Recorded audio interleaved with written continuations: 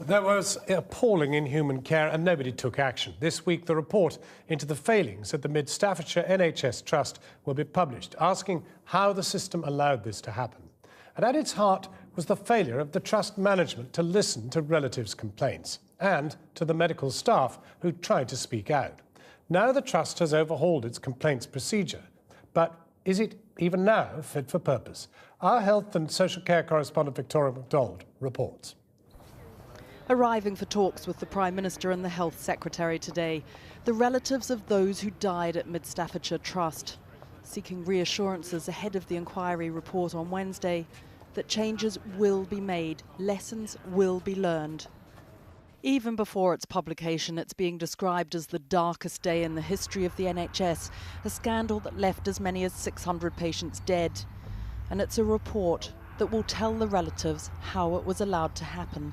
At the heart of the MidStaff scandal was the Trust's complete and utter inability to deal with patient complaints. Indeed, at the very first independent inquiry into what happened here, management had to be reminded that patient complaints must be dealt with speedily and efficiently, it says here, courteously and sympathetically.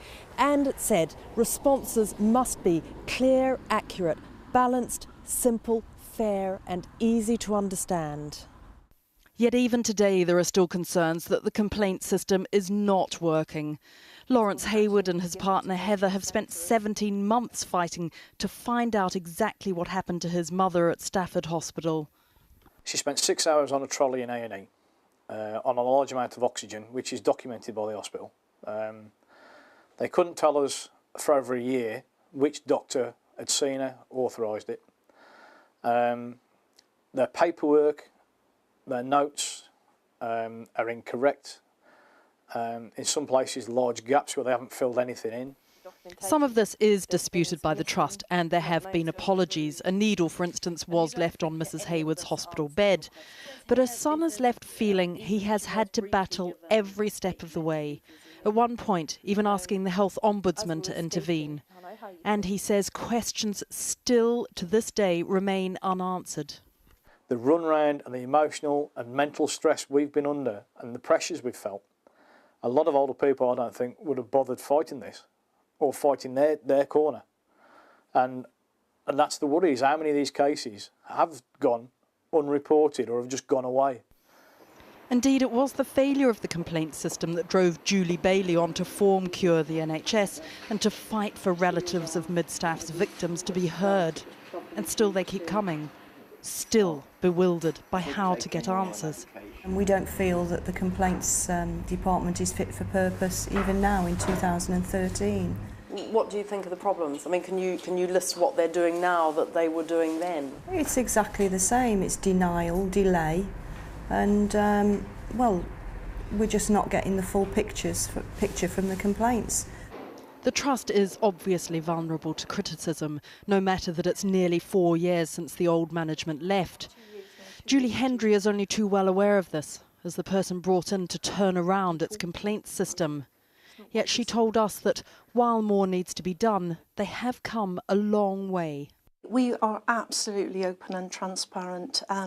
You know, we always admit if we've made a mistake. You know, we're always quick to apologise if we've made a mistake. We encourage complainants to actually come in and meet with our clinicians so the clinicians can explain firsthand why things went wrong and what we've done to put it right.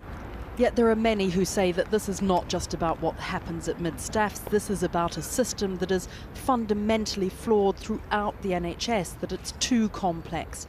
One of the tragedies of what happened at Stafford was that there were plenty of opportunities for the system to hear from patients and their relatives who were raising concerns and complaints.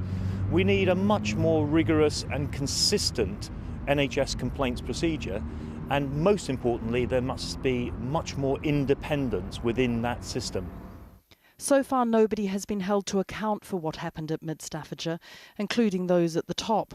Martin Yates, the Trust's chief executive, resigned and did not give evidence to the inquiry. Sir David Nicholson, now head of the NHS, but once at the local Strategic Health Authority, as was Cynthia Bauer, who went on to run the Care Quality Commission. She has since left.